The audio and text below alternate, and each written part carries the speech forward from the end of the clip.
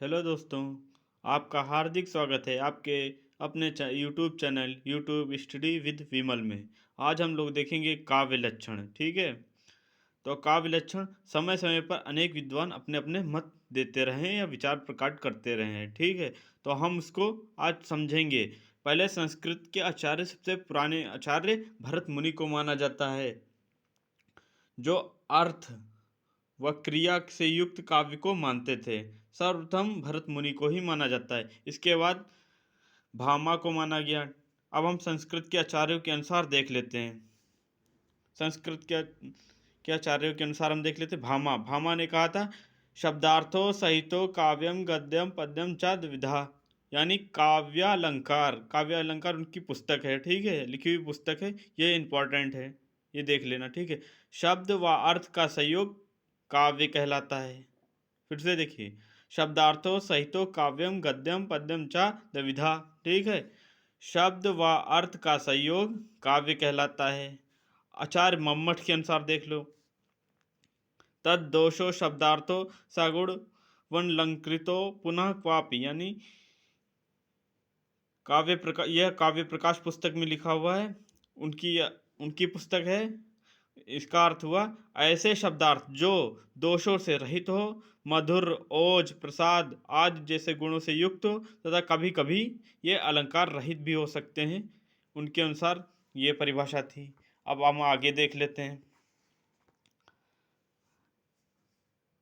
आचार्य विश्वनाथ के अनुसार, आचार्य विश्वनाथ कहते हैं अपने साहित्य दर्पण में, का वाक्यम रसात्मकम काव्यम, यानी वाक्यम रसात्मकम काव्यम, यानी रसों से युक्त काव्य वाक्य काव्य कहलाता है।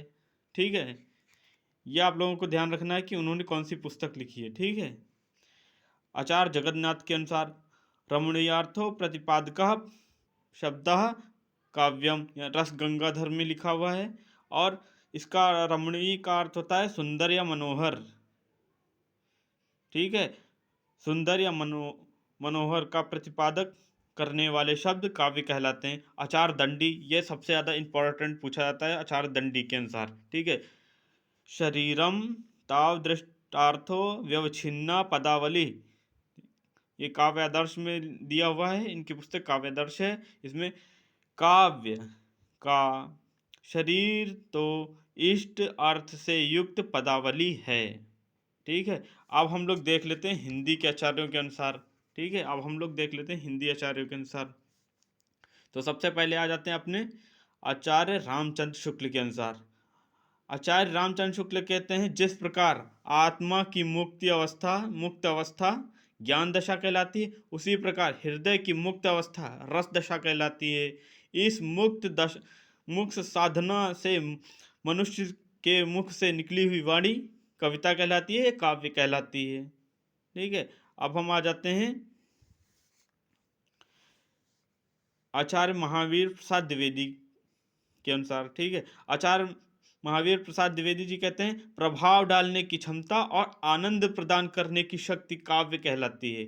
प्रभाव डालने की क्षमता और आनंद प्रदान करने की शक्ति काव्य कहलाती है।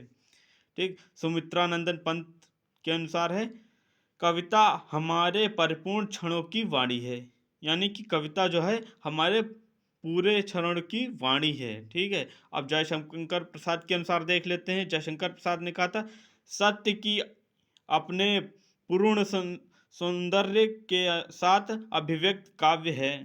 ठीक है, अब हम प्रेमचंद के अनुसार देख लेते हैं। प्रेमचंद ने कहा था, काव्य जीवन की आलोचना है, काव्य जीवन की आलोचना है। अब अंग्रेजी यानी पास्ट काव्य के अनुसार देख लेते हैं। कॉलरेज ने कहा था, सर्वोत्तम शब्द अपने सर्वोत्तम क्रम में रखे हों तो वो कविता कहलाती है। कॉलरेज के अनुसार अंग्रेजी के कवि थे। ठीक है, और ड्रैगन के अनुसार कविता सुपुष्ट संगीत है। ड्रैगन के अनुसार है, कविता सुपुष्ट संगीत है।